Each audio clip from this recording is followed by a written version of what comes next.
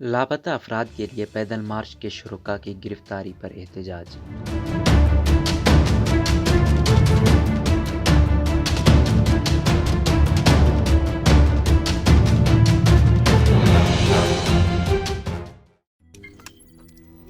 روزنامہ قدرت کی ویڈیو دیکھنے کے لیے ابھی یوٹیوب چینل پر سبسکرائب کریں اور بیل آئیکن پر بھی کلک کریں۔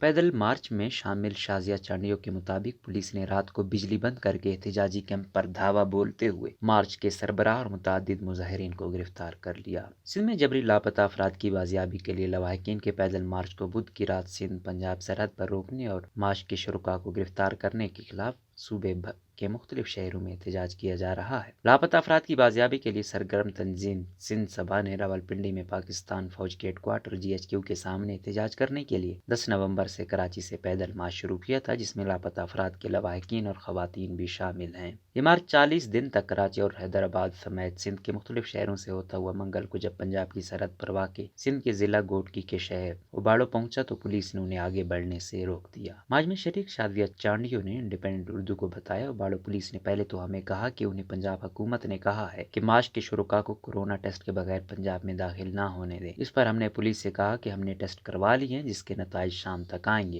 شازیہ کے نوجوان طالب علم بھائی عاقب چانڈیو 2 سال قبل لاپتہ ہو گئے تھے۔ وہ تب سے اپنے بھائی کی بازیابی کے لیے کراچی اور حیدرآباد میں ہونے والے اس احتجاج میں شریک ہیں۔ شازیہ کے مطابق بعد میں پولیس نے کہا سندھ سبھا کے سربراہ انعام سندھی پر بٹشاہ تھانے میں کیس درج ہوا ہے، لہٰذا انہیں گرفتار کریں گے۔ اس پر مظاہرین نے مزاحمت کی، مگر رات کو پولیس نے بجلی بند کر کے ان کے احتجاجی کیمپ پر دھاوا بول دیا۔ پولیس کے ساتھ لیڈز پولیس اہلکار، رینجر اور سادہ کپڑوں میں نقاب پوش سمیت 50 سے زائد اہلکاروں نے انعام عباسی سمیت کئی افراد اور خواتین کو گرفتار کر کے تھانے میں بند کر دیا۔ بعد میں شہریوں کی بڑی تعداد کے آنے پر خواتین کو تو چھوڑ دیا گیا، مگر انعام سندھی سمیت 5 لوگ تاحال حراست میں ہیں۔ سندھی ٹی وی چینل کے TN نیوز گھوٹکی کے رپورٹر علاوہ رائے گزدار نے بتایا کہ باوڑا واقعے کے خلاف ڈسٹرکٹ بار ایسوسی ایشن گھوٹکی نے ضلع بھر کی عدالتوں کا بائیکاٹ کرتے ہوئے مطالبہ کیا ہے کہ SHO اوباڑو کو معطل کیا جائے۔ لاپتہ افراد کی بازیابی کے لیے کئی سالوں سے احتجاج کرنے والی تنظیم voice for missing persons of Sindh کی کنوینر